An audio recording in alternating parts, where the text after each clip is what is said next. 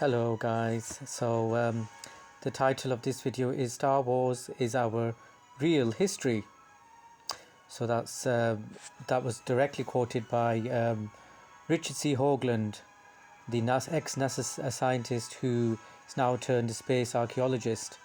Um, and Basically I listened to his audio for about 2 hours and all his research, so I'll be reading the articles today and it should take about 20 minutes, maybe less. So I'll be reading the different articles. So just buckle up.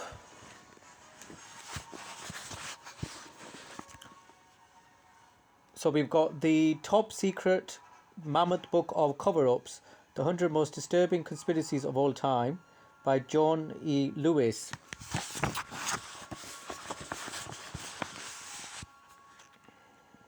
Face on Mars.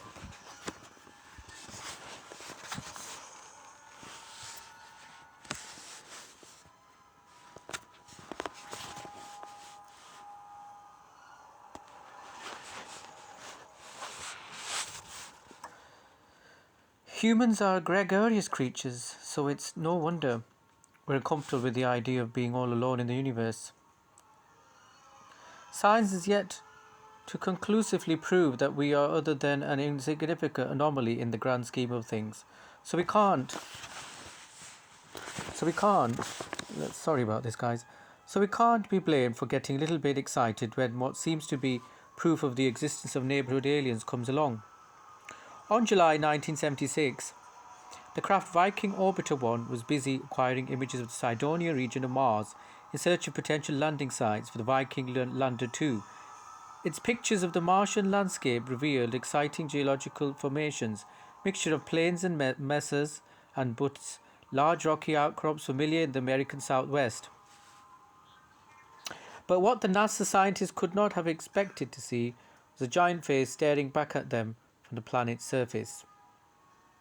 The photograph was not released immediately as the scientists believed it was nothing but an amusing coincidence.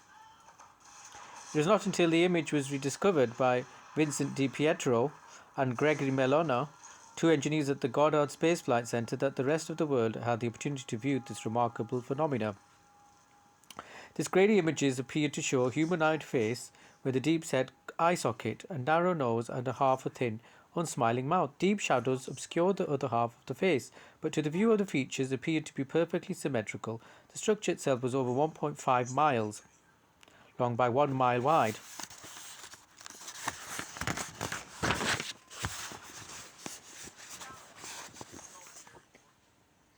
(1,500 feet high), 2.5 kilometers times 1.6 kilometers times 0.45 kilometers, far larger than anything built on the Earth.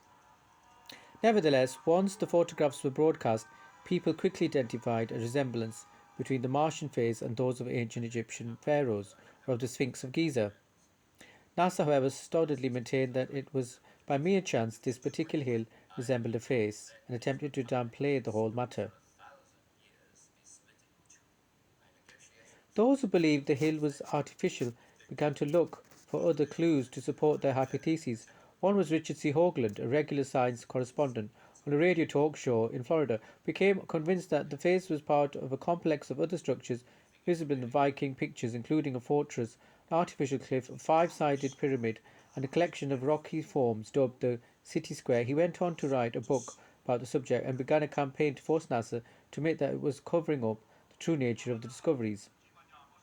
Debate began to rage about who could have built the monuments, given the resemblances to Egyptian architecture. Had a race of long-dead Martians visited the Earth and constructed similar monuments?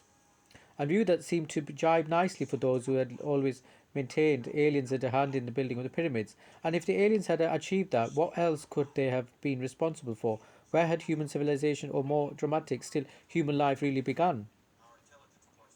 The implications for human history seemed enormous, and yet the scientific community continued to refuse to take the issue seriously. It seemed the scientists had a vested interest in keeping the Martian civilization theory under wraps.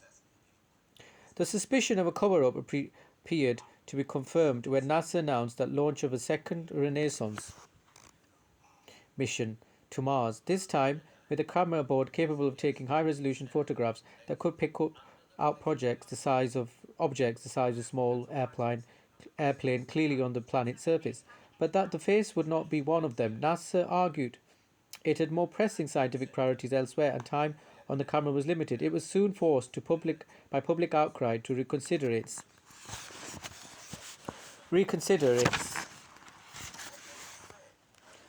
plans. The face had been capturing people's imagination for over 20 years, and they wanted to know once and for all whether it was artificial. NASA backed down, and on the 5th of April 1998, the Mars Orbiter camera re-photographed the face. Anticlimactically, the new pictures confirm what scientists had been saying all along. The face was just a lumpy, rather uninteresting hill. In the new photos, there was no sign of any facial features at all. All of its dimensions, in fact, similar to other messes. It's not exotic in any way, commented Jim Garvin, a NASA Mars scientist. The believers in scientist life on Mars, the sentient life on Mars, did not give up their dream so easily. However, the camera had taken the pictures during the Martian winter, they said. Wispy cloud was obscuring the detail and making the image appear unnaturally flat. Not only that, NASA had doctored the photos to cover up the presence of an alien civilization on Mars. Once again, NASA bowed to public pressure.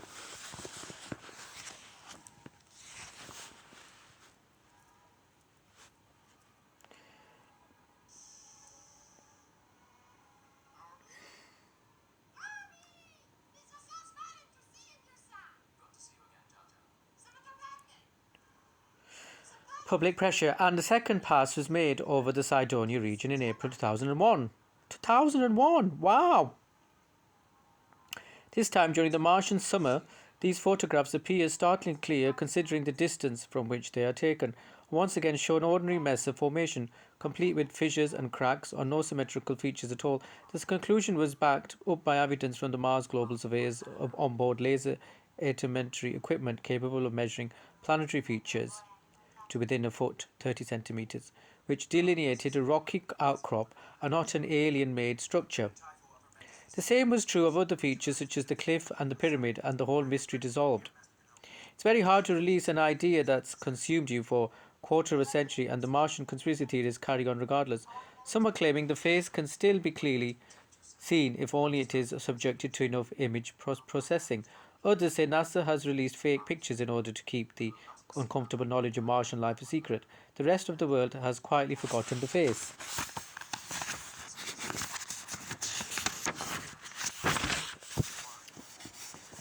That's page 112.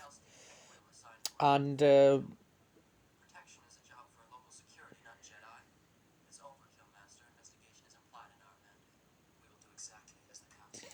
we've got Richard C. Hoagland, The Monuments of Mars, A City on the Edge of Forever, 1987, various subsequent expansions. You've even got the government website, www.nasa.gov, The Face on Mars. So that article from this particular book, The Cover-Ups, is what I've read.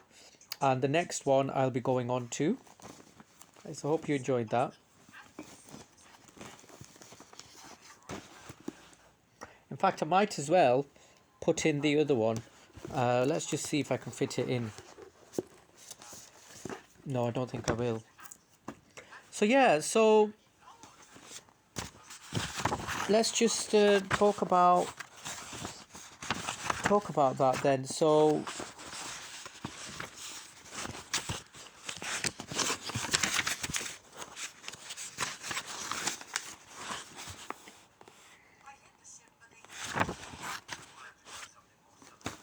yeah, the authorities have obviously denied it and pretended that nothing's unusual, nothing is a mock. But we've had the Chinese admit that they've got a rover on Mars. We've got the Russians also have a rover on Mars, and we've had a lot of activity going on.